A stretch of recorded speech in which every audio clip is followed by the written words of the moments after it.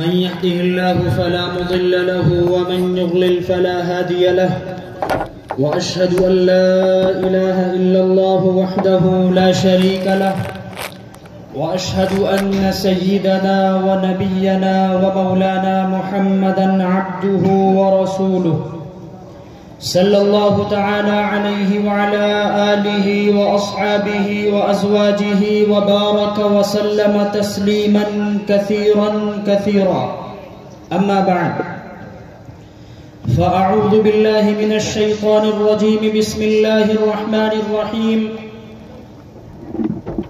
شهر رمضان الذي أنزل فيه القرآن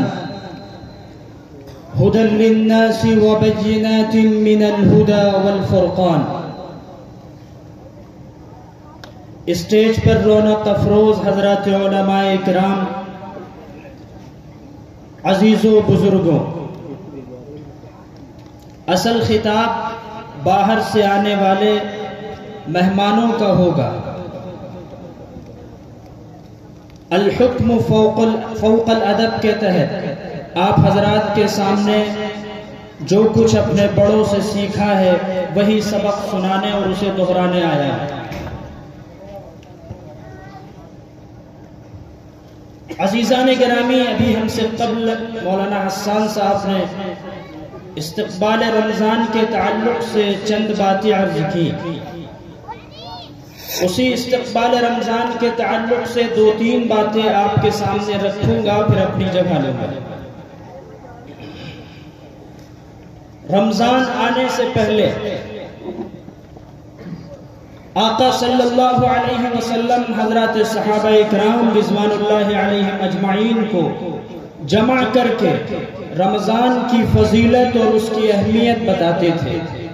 احادیث سے پتہ چلتا ہے کہ 2 ماہ قبل سے حضور پاک صلی اللہ علیہ وسلم حضرات صحابہ اکرام رضوان اللہ علیہم اجمعین کو وقتاً فوقتاً بتاتے رہتے تھے کہ تمہارے سامنے جو مہینہ آنے والا ہے وہ بڑا بابرکت ہے، بڑی رحمتوں والا ہے، بڑی شفقتوں والا ہے، اس کی تیاری ابھی سے کرو۔ حدیث پاک میں آتا ہے آقا صلی اللہ علیہ وسلم جب رجب کا چاند دیکھتے تو فرماتے اللہم بارک لنا فی رجب و شعبان وبلغنا الی رمضان، کہ اللہ رجب کا چاند نظر آ گیا ہے، رجب کا مبارک مہینہ شروع ہو چکا ہے، اور رمضان سے پہلے جو 2 مہینے ہیں رجب اور شعبان، ان میں برکت عطا فرما اور ہمیں رمضان کے مبارک مہینے تک پہنچا۔ کتابوں میں ملتا ہے، روحانی تربیت سے متعلق آپ حضرات نے سنا، کتابوں میں ملتا ہے کہ رمضان کے شروع ہونے سے پہلے حضرات صحابہ کا معمول کیا تھا، اس کی طرف تھوڑا سا توجہ دلاؤں گا حضرات۔ ہمارے یہاں جن حضرات کے ذمہ زکوٰۃ ہے وہ زکوٰۃ نکالتے ہیں رمضان کے آخر میں، اور ان سیٹھوں کی وجہ سے اکثر مدرسے کے سفرا حضرات تراویاں سنانے سے محروم رہتے ہیں، کیونکہ یہ زکوٰۃ ہی نکالتے ہیں رمضان میں۔ میں جو آپ حضرات کو حضرات صحابہ کا معمول بتا رہا ہوں، یاد رکھیے گا، کامیابی انسان کو جبھی ملتی گی 100% جب وہ آپ صلی اللہ علیہ وسلم اور حضرات صحابہ کے بتائے ہوئے طریقے پر چلے۔ حضرات صحابہ کا معمول یہ تھا کہ جب رمضان کا مہینہ قریب آتا تو آپ عرب کی گلیوں میں چکر لگاتے تھے، کون سا مسلمان ایسا ہے جو ضرورت مند ہے، کون سا مسلمان ایسا ہے جو رمضان کے مہینے میں روزے رکھے گا اور اس کے گھر میں سحری اور افطاری کا انتظام نہیں ہے، کون بیوہ ایسی ہے، کون غریب ایسا ہے۔ یہ مسلمانوں کی تاریخ ہے، اور اللہ معاف کرے آج ہمارا مزاج اس کا برعکس، اس کے بالکل برعکس۔ ہم یہ چاہتے ہیں غریب ہماری دہلیز پر چل کر کے آئے، ہمیں اس کے دروازے پر نہ جانا پڑے۔ مسلمانوں یہ ہماری تاریخ نہیں ہے۔ مسلمانوں میں اگر وقت کا خلیفہ بھی ہے تو غریب کے دروازے پر کنڈی کھٹکھٹا کر اس کی ضرورت پوچھتا ہے اور اس کی ضرورت کو پورا کرتا ہے. اور جب تک ہم نے یہ کیا، اس دنیا میں راج کیا، اور جس دن ہم نے غریبوں کی عزت کرنا، ان کا اکرام کرنا چھوڑ دیا، اللہ نے ہمیں غلام بنا دیا. مذہب اسلام یہ سکھاتا ہے کہ ہر ضرورت مند کا اکرام کرو. اللہ نے آپ کو دیا ہے تو احسان مانو اس غریب کا جو آپ کی رقم قبول کر رہا ہے اور آپ کو اس لائق سمجھ رہا ہے. رمضان شروع ہونے سے پہلے ہمارے محلے کے، ہماری بستی کے ہر غریب کی ضرورت کو پورا کرنا اللہ نے جن کو مال دیا ہے ان کی ذمہ داری ہے، ان پر فرض ہے. وہ احسان نہیں کر رہے ہیں، وہ اپنا فرض ادا کر رہے ہیں. جب کسی غریب کی دہلیز پر جاؤ اور جا کر اس کی ضرورت کو پورا کرو تو یہ کہو کہ آپ کا احسان ہے، آپ نے ہماری دولت کو قبول کر لیا. اگر عزیز و بزرگوں کوئی لینے والا نہ ملے تو اپنی زکوٰۃ اور اپنا مال کہاں لے کر پھرو گے؟ تو رمضان سے پہلے حضرات صحابہ کا یہ معمول تھا، ہم بھی اس کی نقل کریں.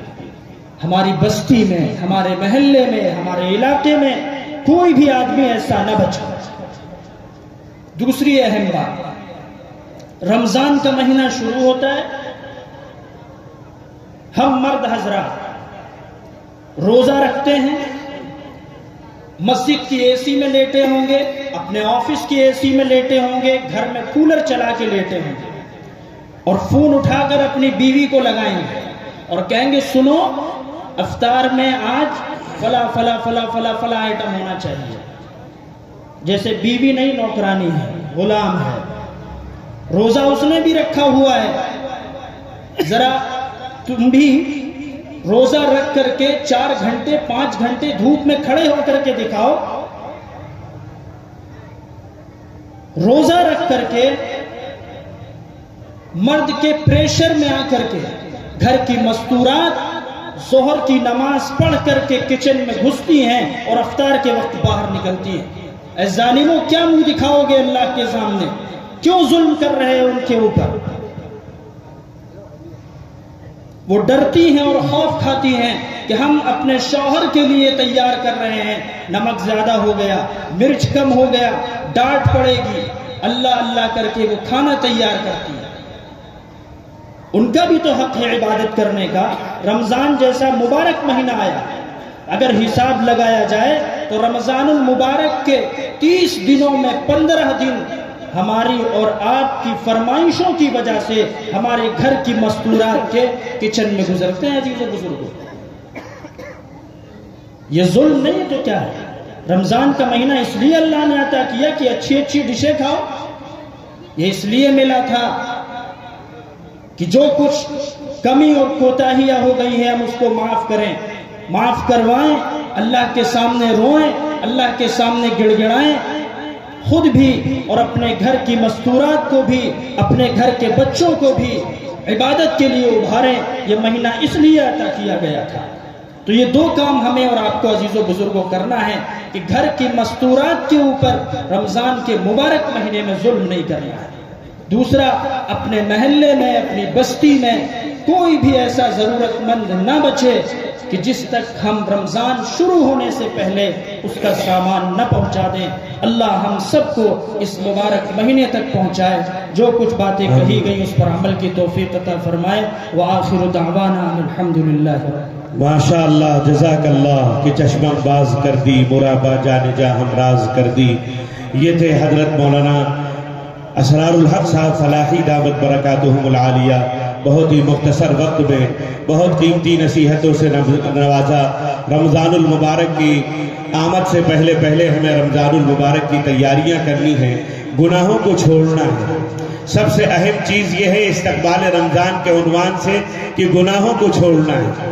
ہوتا یہ ہے کہ ہم یہ سمجھتے ہیں اب تو شیطان بند ہو گیا، اب تو گناہ چھوڑنے کی ہمیں کیا ضرورت ہے، اب تو خود ہی بخود چھوٹ جائیں گے. ایسا نہیں ہے، اس کے لیے کوشش کرنی پڑتی ہے. آپ ایک اشکال پیدا ہوتا ہے جب شیطان بند ہو گیا تو گناہ کیوں ہو رہے ہیں؟ آپ دیکھیں سائیکل کو کبھی گھر پہ جا کے اسٹینڈ پہ کھڑا کریے گا اور اس کے پیڈل کو خوب دیر تک گھماتے رہیے اور اس کے بعد چھوڑ دیجیے. اب چھوڑ دیجیے، دیکھیے پہیہ رک جائے گا؟ نہیں رکے گا. ابھی بہت دیر تک چلتے دھیرے ہوتے بہت دیر میں رکے گا. اگر آپ اس کو روکنا چاہتے ہیں تو اس کے لیے آپ کو بریک لگانا پڑے گا.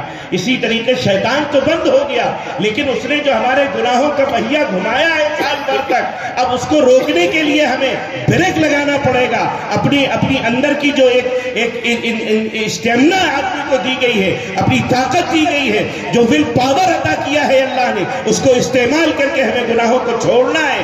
بدنگاہی سے بچنا ہے، بد زبانی سے بچنا ہے، بد کلامی سے بچنا ہے، حرام لقمے سے بچنا ہے، اور لوگوں کی چغل خوریاں کرنے سے بچنا. یہ سب چیزیں رمضان المبارک کی تیاری میں داخل ہیں. اللہ تبارک و تعالی ان سب باتوں پر جو حضرت مولانا نے عرض کی ہمیں عمل کی توفیق عطا فرمائے. اب میں ایک بار پھر تلاوت کلام اللہ کے لیے قاری خوش الہان جناب حضرت قاری محمد شاہد صاحب جو قنوج سے تشریف لائے ہیں، میں ان سے بہت ہی ادب کے ساتھ التماس کر رہا ہوں قاری محمد شاہد صاحب تشریف لائیں اور اپنی سریلی آواز سے تلاوت کلام اللہ پیش فرمائیں.